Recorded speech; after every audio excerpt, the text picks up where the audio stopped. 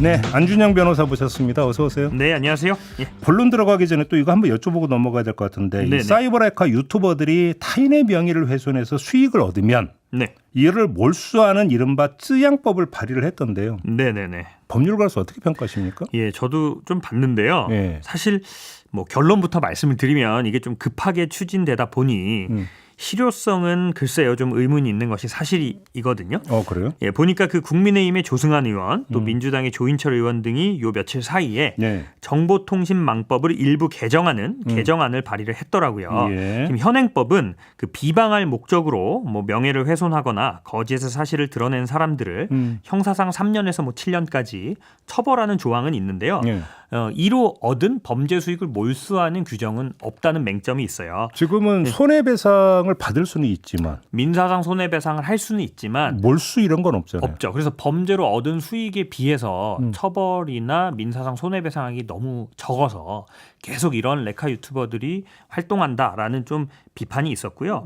좀 이거를 근절시키고자 좀 이러한 수익을 몰수할 수 있다라는 내용을 개정 법안에 담아서 발의를 했는데요. 근데 사실 저도 이제 형사 재판을 많이 하지만 검사들이 다른 사건들에서도 몰수 구형을 많이 해요. 그래요? 네, 몰수 구형을 실제로 많이 하는데 실제로 법원에서 몰수 판결을 받는 게 생각보다 어렵거든요. 그래요? 왜냐하면 이 어떠한 범죄 수익이 그 범죄로 인해서 발생했다라는 인과관계까지 검사가 입증할 의무가 있어요. 그렇죠. 예, 근데 유튜브 수익이나 방송 수익이나 기타 수익이 특정 어떠한 불법 행위로 인해서만 발생했다라는 게 입증이 좀 어려울 것 같아요. 그러니까 뭐 구체적으로 돈이 오간 경우라면 뭐 그건 뭐 하겠지만 그게 아니라 간접적인 효과로 수익을 얻은 경우는 사실 계산하기도 힘든 부분들. 그러면 이른바 징벌적 손배제는 혹시 동의하세요? 징벌적 손해배상 제도는 사실 생각보다 많은 변호사들이 좀 동의를 해요. 아, 그래요? 네, 왜냐하면 민사 사건의 이제 구속력이 좀 떨어지기 때문에. 그런데 우리나라 대법원의 기본적인 기조 자체가 징벌적 손해배상 제도 자체는 이제 한국의 법 체계랑 좀 맞지 않는다라는 입장이 있거든요. 그래서 특정 범죄에 대해서만 징벌적 손해배상을 좀 폭넓게 인정하자라는 식의 개정안은 좀 법사위를 통과하기 좀 어려운 사실이 있습니다. 알겠습니다. 궁금해서 좀 여쭤봤고요. 네네. 자, 오늘 그 다뤄볼 주제는 어떤 걸까요? 예, 오늘도 좀 마음 아픈 사연인데요. 네. 그 인천에 있는 한 정신병원에서 좀 그 결박이라고 하잖아요. 이게 그 손발을 묶는 그렇죠. 침대. 예. 근데 의학적 용어는 강박이라고 하거든요. 그건 또 강박이라고 합니까? 네네네. 그래서 이 격리와 강박이 일어났는데 그 지난 5월 27일 날 부천의 정신병원에서 33살 그 한 여성이 입원한 지 17일 만에 강박으로 인해서 또 장폐색으로 추정되는 사인으로 사망하는 일이 발생을 했는데요. 그 해당 병원이 그 양재웅 씨라고 지금 방송도 많이 하시는 좀 유명한 그 의사 또 유튜브도 구독자가 65만 명이 넘더라고요. 유명이다 보니까 좀 더 화제가 됐습니다. 그래서 그 환자는 처음에는 다이어트 약에 좀 중독이 돼서 그런 해당 치료를 받으려고 입원을 했었는데 17일 만에 사망을 해서 좀 사건이 좀 지금 화제가 좀 되고 있습니다. 예. 다이어트 약 그 치료받으러 이제 정신병원으로 갔네. 예, 그러니까 사실은 저도 이 디에타민이라 그래가지고 이 흔히들 많이 쓰는 다이어트 약인데요.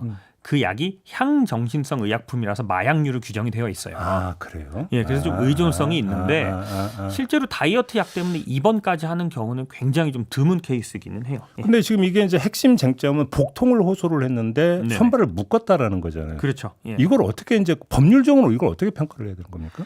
그러니까 사실 이게 강박이라고 하는 게 저희 법에도 좀 제한적으로만 시행하도록 되어 있어요. 원천 금지는 아니죠. 원천 금지는 아니죠. 이러이러한 경우는 가능하다는 게 있는 거죠. 네, 그게 어떤 경우인데요, 그러니까? 보면 그 정신건강복지법이라는 데가 있거든요. 근데 이 복지법 내용을 보면 치료 또는 보호의 목적에 한해서만 격리를 하고 강박을 할 수 있다라고 되어 있고요.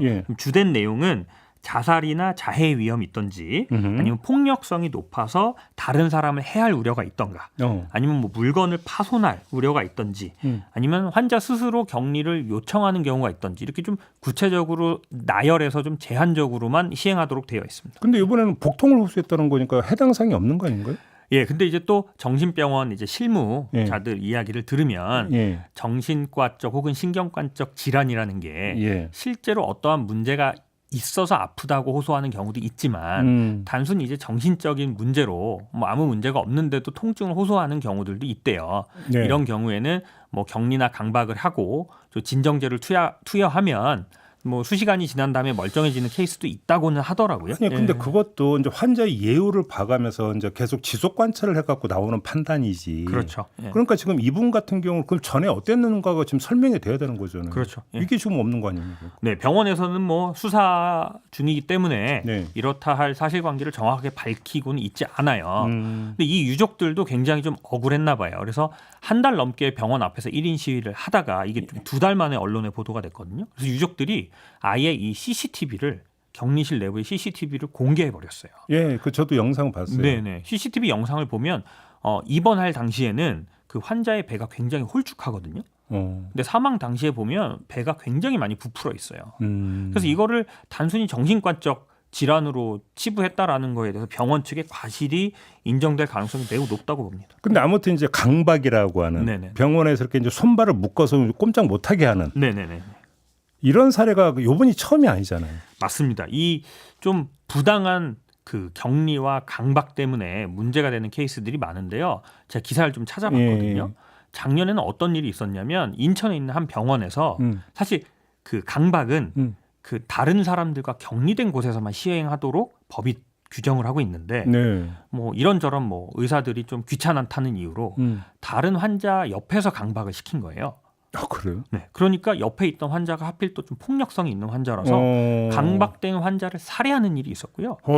이런 유사한 케이스가 꽤 있더라고요. 예. 그리고 또 다른 병원에서는 뭐 강박을 100시간이 넘게 하기도 하고 뭐 124시간, 뭐 35시간 이렇게 강박해서 사망하는 사건들도 매년 제기가 되고 있고요. 그 국가인권위에 접수된 통계만 따르면 5년 동안 463건이 접수가 됐다고 해요. 5년 동안? 네. 그럼 거의 1년에 거의 100건이잖아요. 그렇죠. 근데 국가인권위에까지 진정 넣는 사건은 많지 않을 거란 말이죠. 그러니까 실제로 정신병원에서 이 부당한 격리나 강박에 의한 피해자들은 굉장히 많을 거라고 보고 있습니다. 그러니까 이게 이제 도저히 제어불능이다. 그렇죠. 그래서 뭐 이제 주사를 놓고 해야 되는데 이게 도저히 안 된다 해갖고 그러니까 묶는 경우는 이해를 하겠는데 그게 아니고 그냥 의료 좀 편하자고 그냥 손쉽게 하자고 묶어버리면 이건 인권 침해로도 그러니까 해석이 될 수 있는 거잖아요. 얼마든지. 그렇죠. 인권도 침해되고 본인 스스로의 건강도 문제지만 뭐 다른 사람으로부터 해를 당할 수도 있고 굉장히 이거는 좀 조심히 다가가야죠. 그리고 꼭 이게 정신병원에서만 나타나는 일이 아니라 종종 뉴스는 요양원 이런 데서도 이런 현상이 나타나거든요. 맞아요. 강박이란 게. 그러니까 이거는 그럼 어떻게 좀 정리가 돼야 되고 어떻게 좀 대책을 세워야 된다고 보세요? 그러니까 지금 이제 부랴부랴 보건복지부에서 좀 가이드라인도 만들겠다. 실태 조사도 하겠다라고 얘기를 하고 있는데요. 한 기자가 그 복지부에다가 이 강박과 격리에 대한 실태 자료를 달라고 요청을 했는데 자료가 아예 존재하지 않는다고 답변을 받았대요.